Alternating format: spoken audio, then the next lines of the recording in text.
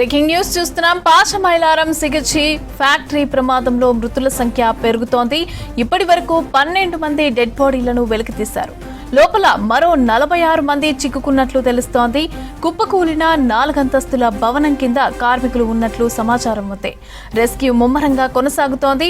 ఉదయం కంపెనీలో బ్లాస్ట్ జరిగింది. ఒక్కసారిగా కార్మికులు బయటకు రాగా మరికొంతమంది చిక్కుకున్నారు. ఇటు కెమికల్స్ ఘాటైన వాసనతో చుట్టుపక్కల జనాలపై ఎఫెక్ట్ పడింది. పలువురు అస్వస్థతకు గురైనట్లు తెలుస్తోంది. గాయపడ్డ వారిని సమీప హాస్పిటల్లో చికిత్స అందిస్తున్నారు.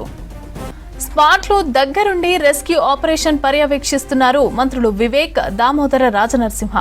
కార్మికులకు అండగా ఉంటామని అన్నారు. ఆ తర్వాత మదీనాగూడ హాస్పిటల్లో క్షతగాత్రులను మంత్రులు పరామర్శించారు. ఇటు స్పాట్లో రెస్క్యూ ముమ్మరంగా కొనసాగుతోంది. శిథిలాలను తొలగిస్తూ డెడ్ బాడీలను గుర్తిస్తున్నారు రెస్క్యూ బృందాలు. ప్రమాదంలో సిగిచి ఫ్యాక్టరీ మేనేజర్ కూడా చనిపోయినట్లు తెలుస్తోంది. ప్రమాదం ఎలా జరిగిందనే దానిపై అధికారులు దర్యాప్తు చేస్తున్నారు. ఘటనా స్థలంలో తాజా పరిస్థితికి సంబంధించి మరిన్ని డీటెయిల్స్ మా ప్రతినిధి శ్రీధర్ లైవ్ లో అందిస్తారు. శ్రీధర్, చెప్పండి, రెస్క్యూ ఆపరేషన్ అప్డేట్స్ ఏంటి? ఆ భవనం పూర్తిగా కుప్పకూలిపోయింది. సో వాటిలో ఎన్డీఆర్ఎఫ్ సిబ్బందితో పాటు వివిధ ఫైర్ సిబ్బంది వీరంతా కూడా ఇక్కడ శిథిలాలను వెలికి తీస్తున్నారు. సో జేసీబీల సాయంతో వెలికి తీస్తున్నారు. ఆ నీళ్లను ఏదైతే ఫైర్ సిబ్బంది నీటిని ఇక్కడైతే చల్లుతున్న నేపథ్యంలో వాటిలో పొగలు వచ్చే దృశ్యాలు మనం చూస్తా ఉన్నాం. సో జేసీబీల సాయంతో కూలిపోయిన భవనాన్ని తొలగిస్తున్నారు. మొత్తం శిథిలాలను తొలగించి వాటి కింద ఎవరైనా ఉన్నారనే ఒక చూస్తున్నారు. దాంతోపాటు ఫైర్ సిబ్బంది వద్ద ఉన్న స్పెషల్ ఎక్విప్మెంట్ ద్వారా సీసీ కెమెరాలు కావచ్చు వాటినన్నింటినీ లోపలికి శిథిలాల లోపలికి కూలిపోయిన భవనం లోపలికి పంపిస్తూ సో వాటిల్లో ఎవరైనా ఇంకా బతికే ఉన్నారా లేదా డెడ్ బాడీస్ ఉన్నాయా అనే దానిపైన పూర్తిగా క్షుణ్ణంగా తనిఖీ చేసిన తర్వాత ఆ ప్రాంతాన్ని పూర్తిగా జేసీబీల సాయంతో బయటకు తీస్తున్నారు. సో ఉదయం 9:30 లోపు జరిగినటువంటి ప్రమాదం తర్వాత వెంటనే ఫైర్ సిబ్బంది వివిధ ప్రాంతాల నుంచి ఇక్కడ చేరుకున్నారు. ప్రధానంగా పాశమైలారం ఏరియాలో వాళ్ళు కంపెనీలు ఉంటాయి. ఎక్కువగా ఇక్కడ ఫైర్ యాక్సిడెంట్ జరుగుతున్న నేపథ్యంలో ఇక్కడ సిబ్బంది అలర్ట్గా ఉండి ఎప్పటికప్పుడు ఈ ఫైర్ సిబ్బంది చేరుకుంటుంటారు. ఫైర్ సంబంధించింది ముందుగా పేలుడు సంభవించిన వెంటనే స్థానికులు ఏదైతే ఆ కంపెనీలో ఉన్న దాదాపు 150 నుంచి 160 మంది వివిధ రాష్ట్రాలకు చెందిన కార్మికులు, సిబ్బంది వీళ్ళంతా కూడా ఎవరైతే గాయాల పాలయ్యారో పేలుడు అయితే డ్రైయర్ పేలిందని చెప్తున్నారు. ఆ డ్రైయర్ పేలిన ఆ శబ్దానికి దాంతోపాటు దానికి సంబంధించినటువంటి లిక్విడ్స్ అన్ని కూడా ఒంటిపై పడడంతో చాలా మంది కాలిన గాయాలయ్యాయి. కాలిన గాయాలైన తర్వాత వారంతా కూడా పరుగులు తీశారు. సో పరుగులు తీసిన నేపథ్యంలో వారందరూ కూడా పూర్తిగా స్థానికులు కావచ్చు, తోటి సిబ్బంది వారిని ఏదైతే కంపెనీకి సంబంధించిన వాహనాల్లో ముందుగా ఆసుపత్రికి తరలించారు. తదనంతరం అంబులెన్సులు చేరుకున్నాయి, 108 అంబులెన్సులు చేరుకున్నాయి.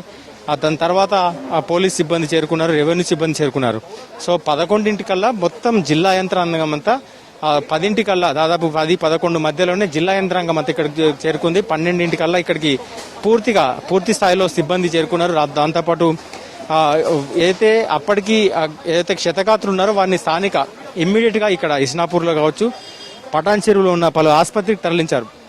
సో అక్కడ అయితే వారికి పూర్తి వైద్యం అందించేలా అయితే కార్మిక శాఖ మంత్రి వివేక్ వెంకటస్వామితో పాటు అయితే ఆరోగ్య శాఖ మంత్రి దామోదర నరసింహ ఆదేశాలు జారీ చేశారు. వెంటనే ఇక్కడికి జిల్లా కలెక్టర్ ప్రావీణ్య, దాంతోపాటు ఎస్పీ ఇక్కడికి చేరుకొని పరిస్థితులు సమీక్షించారు. ఇంకా క్షతగాత్రులు ఎవరున్నారో చూస్తున్నారు. ఇప్పటికీ మనం విజువల్ చూస్తున్నాం, మంటలు చెలరేగుతున్నాయి. సో ఉదయం జరిగిన మంటలు ఇప్పుడు దాదాపు 5 కావస్తుంది. దాదాపు ఇన్ని గంటల నుంచి పూర్తి డే అంతా కూడా మంటలు ఇంకా చెలరేగుతున్నాయి. నీటిని చల్లుతున్నప్పటికీ మంటలు చల్లారడం లేదు. సో జిల్లా యంత్రాంగంతో పాటు జిల్లా మంత్రి ఇప్పుడు వివేక్ వెంకటస్వామి కావచ్చు, దామోదర రాజనరసింహ ఇక్కడికి చేరుకొని పరిస్థితి సమీక్షించారు. రియాక్టర్ పేర్లేదు, డ్రైయర్ పేలిందంటూ కూడా అధికారులు నివేదిక ఇచ్చారు. వెంటనే ఇక్కడ నుంచి వారంతా కూడా ఇక్కడ నుంచి ఏదైతే చికిత్స పొందుతున్నారో వారికి అక్కడికి తరలించారు. ఆసుపత్రికి తరలించిన వారిని అందరినీ కూడా బాధితుల్ని కావచ్చు, క్షతగాత్రుల్ని పరామర్శించారు మంత్రులు వివేక్ వెంకటస్వామి, దామోదర నరసింహ. వారికి చనిపోయిన వారికి నష్టపరిహారంతో పాటు బతుకున్న వారికి పూర్తి వైద్యం ప్రభుత్వం భరిస్తుందని, దాంతోపాటు వారికి పూర్తి నయమయ్యేంత వరకు కూడా, కోలుకునేంత వరకు కూడా ఆసుపత్రి నుంచి ఖర్చులన్నీ కూడా భరిస్తామంటూ కూడా చెప్తున్నారు. ఉదయం నుంచి ఇక్కడ బంధువులు పడిగాపులు కాస్తున్నారు. కొద్దిమంది సిబ్బంది అయితే దీంట్లో పనికి వచ్చిన బీహారీలు కావచ్చు, తెలుగు వాళ్ళు 2-3 ఉన్నారు.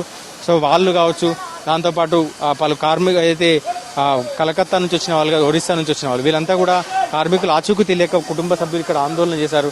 వారంతా ఇప్పటికీ ఇంకా తమ బంధువుల ఉదయం డ్యూటీకి వచ్చిన వారు తమకు వివరాలు ఇంకా తెలియలేదంటూ కూడా కొంత ఆందోళన వ్యక్తం చేశారు. సో వారి వివరాలను తెలుసుకునేందుకు రెవెన్యూ సిబ్బంది ప్రయత్నం చేస్తున్నారు. మరోవైపు రెస్క్యూ ఆపరేషన్ కూడా కొనసాగుతుండటంతో వారి వివరాలు తెలుసుకోవడం కొంత ఇబ్బందిగా మారింది.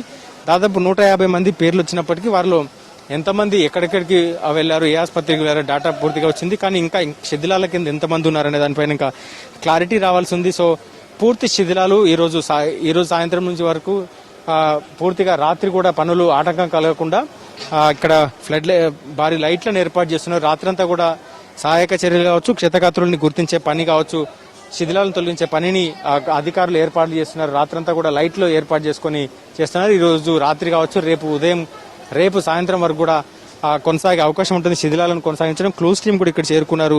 ఆసుపత్రి సిబ్బంది, ఏదైతే ఎమర్జెన్సీ సిబ్బంది కావచ్చు ఇక్కడంతా ఉన్నారు. సో వాళ్ళంతా కూడా పూర్తి దానికి సంబంధించిన ఏర్పాట్లు అయితే క్షతగాత్రులను గుర్తించడం, దాంతోపాటు మృతదేహాలను గుర్తించిన వెంటనే ఆసుపత్రికి తరలిస్తున్నారు. వాటిని పోస్ట్ మార్టం నిమిత్తం తరలించడం, ఎవరైతే చనిపోయిన వారు ఎవరు అనే దానిపైన గుర్తించే కార్యక్రమం అధికారులు కావచ్చు, ఇటు వైద్య సిబ్బంది చేస్తున్నారు. సో మొత్తంగా పాషమైలారంలో ఈరోజు అయితే సికాచి పరిశ్రమలో జరిగిన ఈ ఇన్సిడెంట్ తర్వాత ఇక్కడ మొత్తం జిల్లా యంత్రాంగంతో పాటు రాష్ట్ర యంత్రాంగం అంతా కూడా చేరుకొని అయితే సహాయక చర్యలతో పాటు ఇక్కడ క్షతగాత్రులను తరించే ప్రయత్నం చేస్తున్నారు. ఇంకా కొనసాగుతున్నాయి. సో ఫైర్ సిబ్బంది, ఎన్డీఆర్ఎఫ్ సిబ్బంది పలు బృందాలుగా విడిపోయి శిథిలాలను తొలగించే ప్రయత్నం చేస్తున్నారు. అక్కడ ఇంకా ఎవరైనా గుర్తించే ప్రయత్నం చేస్తున్నారు.